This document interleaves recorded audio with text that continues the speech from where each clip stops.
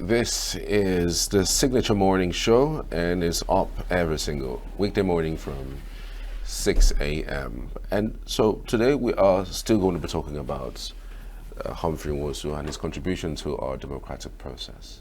We have with us live in the studio Chief MC Duruh. He's a leadership expert. Good to have you. Good morning. Good morning. I'm glad to be here. All right. When we hear the name Humphery Nwosu, what comes to your mind? Well, when we talk about Humphery Nwosu is a legacy. In the leadership balance, I will describe it in 4 different areas, namely the leadership formula, which talks about capability, competence, capacity, and vision of a leader. I think late Professor Humphery Nwosu embraced all these qualities. He was appointed by the government to champion a cause which centered on the electoral process. And as a leader, this gentleman, coming from the background of his political history, being a head of the political science at the renowned University of Nigeria at the time, decided to give Nigeria due process. And that is what leadership is all about.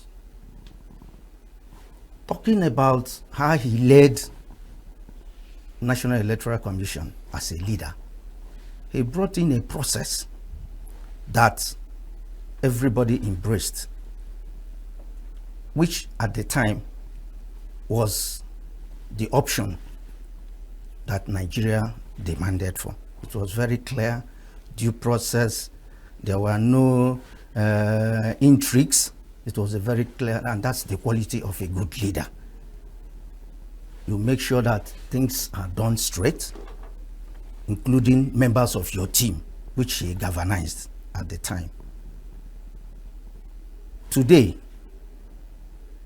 if you throw back from whence we are coming and what is happening now, you see that leadership have taken a very different turn, that people are no longer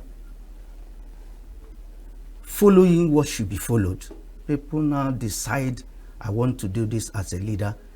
You don't think about the outcome of what you are doing or what you are going to see in the future. Let Professor Humphery Nwosu epitomized those qualities of a good leader. And today, we are talking about him in Nigeria, Africa, and the world over. He has conducted the most acclaimed, credible election ever. And as a leader, we honor him. Well, there are a lot of intrigues in what is happening around the area, the way he governed at the time. But I think that he will be eventually honored. Leadership in the process is that when you come, you work with people and all that, everybody must be carried along. And in that process, the team delivers. And that is what we are all talking about. Let Humphery Nwosu, for example, if not for the way he was muzzled out at the time about the electoral process and all that, people have acclaimed his qualities of being a man of vision. He had that acumen and all that. So for today, we will employ our leaders that when you are doing something, follow the due process. You don't bring in sentiments, and make sure that whatever you do will impact on the society, and there will be a legacy following, even when you are there or when you are not there. So, for us, being part of the team, propelling what legacies he has left behind, we'll continue to tell others, tell our friends, tell Nigerians, tell Africans and the world that this man should really be honored as a leader, because he has served his term, he has done what was supposed to be done at the time, and he stood by it despite how he was muzzled out. And that's what leadership, you don't look at the back of any person, you make sure you be decisive on whatever you do. So we thank the creator of the universe who has made this possible for him to exhibit all these qualities. And what is leaving behind, we are happy with all that. Yeah. All right. I don't know if you followed the activities of the National Assembly yesterday, especially Senate yesterday, about this development. Yes. Did you see what played out? How did you what reactions did you give? And unfortunately, I didn't follow it, but it was just this morning that I got the news of what played out yesterday at the National Assembly. But I think for me, it is not the end to it. Okay. It is not the end. It's just the beginning.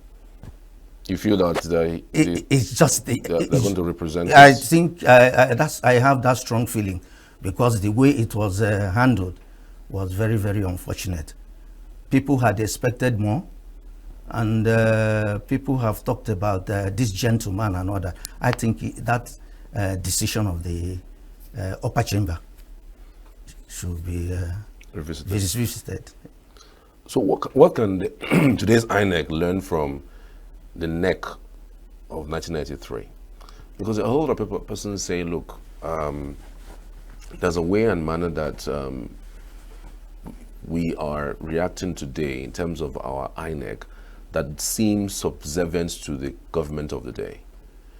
The Humphery Nwosu's NEC was not, even though he received funding from the military, and we all knew where the military at the time wanted the pendulum to swing to, but he didn't dance to that tune. He was innovative to bring out the option A for style of voting that finally got us that result that eventually was not announced. Do you think there's something that INEC today can learn from what they did? Yeah, I think that INEC of today, because during his era it was National Electoral Commission, which was under a decree by the military government. But today we have independent National Electoral Commission. Is it truly independent? We have to throw back, and whoever that is put at the helm of affairs as an independent chairman of that electoral body should be able to stand firm in anything and truly be independent and take your decisions. And our democratic process, although is emerging, I think that we should really try to organize it better and all that. Learn from the developed nations of the world. We are borrowing a process from somewhere, and we are not actually exhibiting what we have learned from those processes. So what I feel is that the independent National Electoral Commission should be truly independent. Let the man at the helm of affairs stamp his feet in any decision with his team, and this is the way we're going to run our affairs. Because when it has been called an independent body, you are giving the arsenal to make sure that you do the right thing. We feel that with more exposure, training, and looking at the environment where we are coming from, they will do better the next time. That's the way. Right. They say the person who, pays the piper dictates the tune. Do you think that today's INEC would do, will refuse to do the bidding of a president in case the president comes with pressure that I want you to do it this way? Because he's the one that appoints them. Yes, his tenure may be tenured, his stay may be tenured, but there are things that can happen even when you refuse to do something that you might be pushed out because you are dealing with the powers that be. Yeah. In leadership, if you're a good leader, if you are put into any leadership appointment to be the man, to be the herdsman, you take your decision, you decide on what to do, and if you think that your terms of reference is not well accommodated and all that, you take your leave. That is what a good leader should be. In the case of the man we are talking about and all that, by the time he was announcing those results, I think he was being checkmated and all that. He continued to do, no matter at the barrel of the gun. The man was able to show that he was a true leader. But these days and time, I believe that if we have credible leadership at the helm of our electoral process, you call it a shot and tell your principal that this is the way we feel. I think we will get it right one day. The Messiah will emerge. That's what I feel in this country. Because if we look at our process where we are coming from, where we borrowed a leave from, we are borrowing the American system of governance and all that. By 2050, America will be 250 years of independence, 1776. And Nigeria, here we are, 1960. If you look at the timeline and look at, you will look at how we are imagined. But we should learn fast. We should be fast at learning so that things will be better for us. Okay. When you speak about borrowing from other places in order to make our own better, one would have thought that getting the technology into our electoral system would actually assist the process. But it does look like it hasn't worked, because even in 2023 elections, technology was deployed, and it does feel like technology also failed us.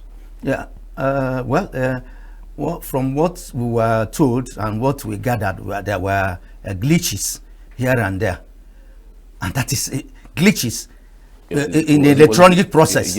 Yes, there were glitches in the electronic process. I think what they can do in this part of the world is make sure that we improve our technology and make sure that we apply those things and put in the best. I mean, it's curious that when you say glitches, remember that particular presidential election had a senatorial election, House of Reps, election. There were no glitches in those two.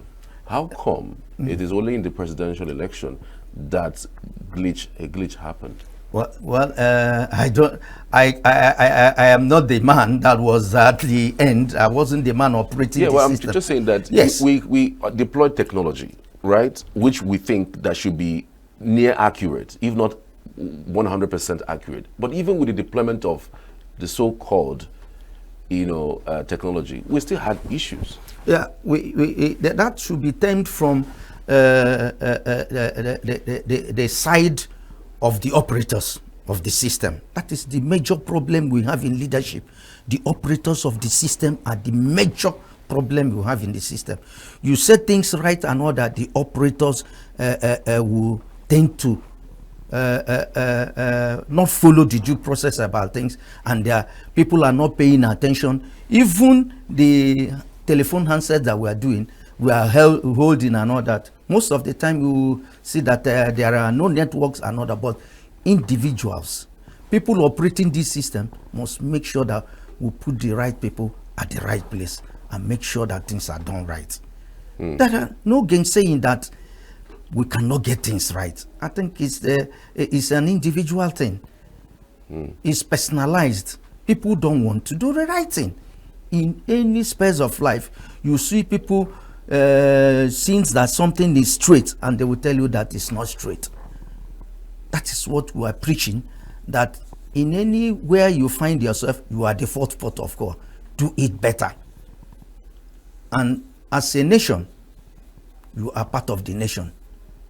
What is governance? What is leadership? Leadership starts from self. Show example and stand by whatever we are talking about. Show example and stand by it. No matter whose else is God. That is the way I feel. Right. It's cog in the wheel. Not Right. that things cannot be done right. Well, in leadership, you have stated it clearly that sometimes you just have to, stick to your guns and do the right thing, because again, doing the right thing is subjective. If your boss who appointed you says, "I want you to do it this way," and then you decide not to, it means that you are probably going to leave that job, or maybe something else, somebody else takes over that particular office. But going forward, in terms of immortalizing Humphery Nwosu, he is from Anambra State. Do you think the governor of that state should be able to do something in that direction of practically immortalizing him and showing cause, even if at the federal level, they don't do it? Well, coming to specifically to where the late Humphery Nwosu is coming from, his state, that should be the first port of call. Again, it played out yesterday at the National Assembly. I felt that when I got the information this morning, I felt that it should have been bottom-top approach to mobilize other state actors.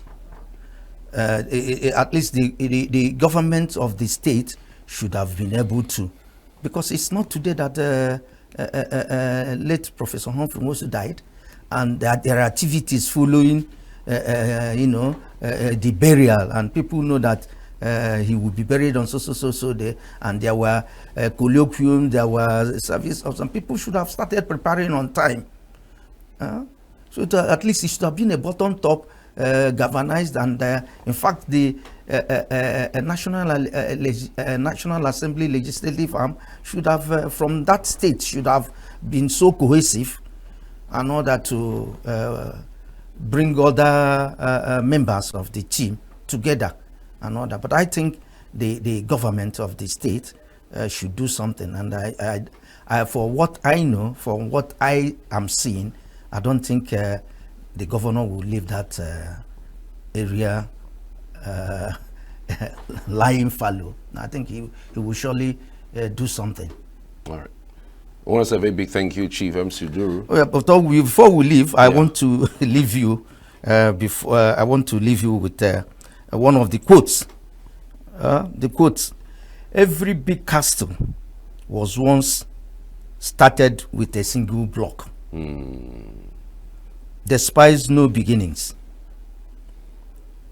A little step taken every day builds up hope for greater achievements. Do something every day." This was by Israel Moore Avivo. Wow. That is a leadership series. Absolutely. So we should mark that. Make sure that you do your bit at every given time and leave a legacy Absolutely. to what follows. Wow. What a way to end it today. Every big castle was built or was started by just one block. And Despise no small beginnings. Yes. A little step taken every day builds up hope of greater achievements. Accomplishments, sorry. Do something every day. One word. Do something Every every day. day. All right. You Many will be thanks. remembered.